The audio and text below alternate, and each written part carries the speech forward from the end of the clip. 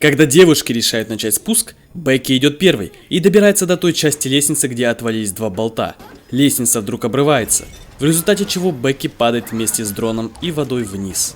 Хантеру удается вытащить Бекки обратно наверх, используя их ремни, но лестница для спуска была полностью разрушена. А теперь давайте вернемся в начало фильма. Он начинается с того, что трое друзей-наркоманов взбираются на большую скалу. Это Бекки, ее муж Дэн и ее лучшая подруга Хантер. Во время подъема Бекки прыгает со своей стороны на Дэна, который ловит ее, а Дэн продолжает свой путь наверх. Его вскоре пугает летучая мышь, вылетающая из норы. Он теряет опору и разбивается насмерть. Почти год спустя Бекки стала алкоголичкой и не смогла пережить смерть Дэна. Она также избегает общения с своим отцом Джеймсом с тех пор, как он сказал ей, что она не должна продолжать оплакивать Дэна, потому что он мог быть не тем, кем она его считала. И он бы не делал то же самое, если бы это случилось с Бекки. Позже она идет домой из бара, готовится покончить с собой путем передозировки. Пока ей не звонит Хантер, которая появляется в квартире Бекки, чтобы утешить ее и предложить подняться на телевизионную башню высотой более 2000 метров. Бекки колеблется, так как она не занималась альпинизмом после смерти Дэна, но Хантер остается с ней на ночь. Этой ночью Бекки снится кошмар, в котором Дэн рядом с ней в постели. Дэн лежит рядом с ней в постели мертвый и окровавленный. Когда она просыпается, она говорит Хантер, что помнит слова, которые сказал ей Дэн, о том, что не стоит бояться жить. Поэтому она соглашается пойти с ней на эту башню. Вскоре Хантер отвозит их двоих в район, расположенный недалеко от башни. Они останавливаются в закусочной, чтобы поесть, где Хантер помогает Бекки зарядить ее телефон, используя лампу как розетку для подключения. Затем они останавливаются в мотеле на ночь перед их большим восхождением. Вскоре девушки идут к башне, но не могут проехать дальше ворот. Оставляя их идти туда пешком, они находят стервятников, обгладывающих тело едва живого койота, и девушки отгоняют их, чтобы стервятники улетели. Как только они подходят к вышке, Бекки сразу же отказывается из-за своих нервов, но Хантер убеждает ее продолжать идти, и они начинают свое восхождение. Они начинают подъем и останавливаются уже через 1000 метров, где они наблюдают за видом. И Хантер комментирует, что они прошли высоту Эйфелевой башни. По мере того, как они поднимаются дальше, им приходится подняться еще на 200 метров по внешней лестнице, которая ржавая и совсем шаткая. Несколько болтов отваливаются, когда Хантер возится, и она пытается подняться. Вскоре вдвоем они наконец добираются до вершины. Хантер снимает видео для своей страницы в социальных сетях и использует дрон, чтобы облететь окрестности. Затем Хантер решает сделать фотографии, вися над краем, и убеждает неохотно Бекки сделать то же самое. Бекки также использует возможность распространить прах Дэна с вершины, что вызывает у Хантер эмоции.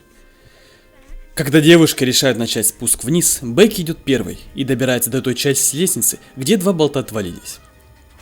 Лестница обрывается, в результате чего Бекки падает вместе с дроном и водой на спутника внизу. Хантеру удается вытащить Бекки обратно наверх, используя их ремни, но лестница для спуска полностью разрушена. Бекки также получает большой порез на ноге, но Хантер делает жгут для нее, и они находят бинокль-ракетницу в отсеке на башне. Но они ждут, чтобы использовать их до необходимости. Вскоре двое обнаруживают, что у них нет сигнала вверх по лестнице, чтобы позвать на помощь. Они думают, что звук падения лестницы, возможно, привлечет внимание. Но проходит 5 часов, и никто не позвал до сих пор на помощь. После в бинокль они видят трейлер, припаркованный впереди у ворот. Хантер пытается опустить телефон, чтобы передать сообщение о помощи. Она опускает его до упора и пытается опуститься ниже, но это совсем безуспешно. После они решают попытаться уронить телефон, положив его в ботинок Хантер и положив туда носки плюс спортивный бюстгальтер Хантер, чтобы он не разбился при падении на землю. К сожалению, именно это и происходит. Один из мужчин из трейлера выгуливает свою собаку рядом, и собака находит ботинок Хантер и разбитый телефон. Девушки замечают их и пытаются привлечь внимание, бросая ботинки Бекки, но все безрезультатно. Они видят, что мужчина присоединился к своему другу, чтобы приготовить еду на гриле. Девушки решают подождать, пока стемнеет, чтобы привлечь их внимание с помощью ракетницы. Как только солнце зайдет, они делают попытку и светят из телефона Бекки, чтобы привлечь к себе внимание.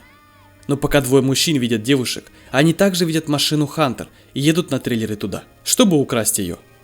После девушки начинают обезвоживаться, и за одну ночь Бекки смотрит видео свадьбы Дэна, но замечает, что Хантер выглядит совсем угрюмой на заднем плане. Она также замечает татуировку на ноге Хантер, который говорит, и что Дэн мог бы сказать, потому что он никогда не скажет: «Бекки, я люблю тебя». В ответ вместо этого он просто отстукивает количество букв в каждом слове. Вскоре Хантер признается, что у них с Дэном был роман, который продолжался 4 месяца после того, как они напились, и Дэн сделал первый шаг. Хантер говорит, что порвалась с ним, потому что хотя она и влюбилась в Дэна, она любит Бекки еще больше. На следующее утро Бекки замечает, что прошло 24 часа с тех пор, как они уронили телефон Хантер, заставляя их признаться, что телефон уже был сломан. Затем Хантер говорит, что она может спуститься на спутник и забраться на спину, чтобы достать припасы. Она использует ремни, чтобы спуститься, и ей удается запрыгнуть на спутник после того, как она попьет воды. Хантер использует свою палку для селфи, чтобы зацепить сумку за ремни, и затем использовать ее, чтобы помочь себе забраться обратно. Но Хантер подскальзывается и, кажется, все еще приземляется на сумку. Ее руки страдают от ожога веревки, заставляя Бекки тянуть ее обратно наверх. Вскоре девушки пишут записку и прикрепляют ее к дрону, пытаясь отправить его обратно в мотель. Но батарея слишком разряжена, поэтому они летят обратно, пока он еще не упал. Вдруг Бекки вспоминает о зарядном устройстве Хантер и забирается на самый верх башни, чтобы подключить дрон к сети. Бекки использует свое обручальное кольцо для зарядки тока. Она держится на несколько часов, пока стервятник летит к ней, потому что учуял ее рану на ноге. Бекки все же удается полностью зарядить дрон и улететь. Прямо перед тем, как дрон достигает мотеля, в него врезается грузовик и полностью уничтожает его. Вскоре Бекки начинает бредить от обезвоживания и голода. Она просит у Хантер ботинки, чтобы послать свой фальшивый призыв о помощи, но потом выясняется, что Хантер, с которым она говорила последние несколько часов, была галлюцинацией. Оказывается, Хантер не сел на сумку и ударился о спутник, когда пыталась забраться наверх, и она полностью истекла кровью до смерти. Бекки только подтянула мешок и представляла себе ее, чтобы не быть в состоянии столкнуться с фактом, что она там наверху в полном одиночестве. Уже на следующее утро стервятник нашел Бекки спящей и пытается ковыряться в ее ноге. Бекки затем хватает стервятника за шею и бьет его, пока он не умирает. Она начинает есть его, и Бекки понимает, что у нее есть лишь последний шанс выжить. Она посылает сообщение Джеймсу, извиняясь за то, как она обращалась с ним, когда он просто заботился о ней. Вскоре она забирается на спутник и снимает ботинок Хантер, чтобы положить туда свой телефон.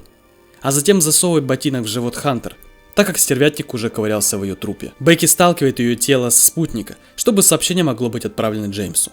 Чуть позже Джеймс едет к башне, где находит целую команду властей, которые забирают тело Хантер, которое, как он опасался, возможно была Бекки, пока не обнаруживает, что Бекки уже успешно спасена и благополучно спустилась вниз. В финале фильма Бекки бежит в объятия Джеймса, и они успешно мирятся. И на этом все, друзья. Поставьте, пожалуйста, лайк, подпишитесь на мой канал и напишите ваши мысли в комментарии, как вам такой фильм. Советую вам посмотреть также эти видео и пожелаю хорошего дня.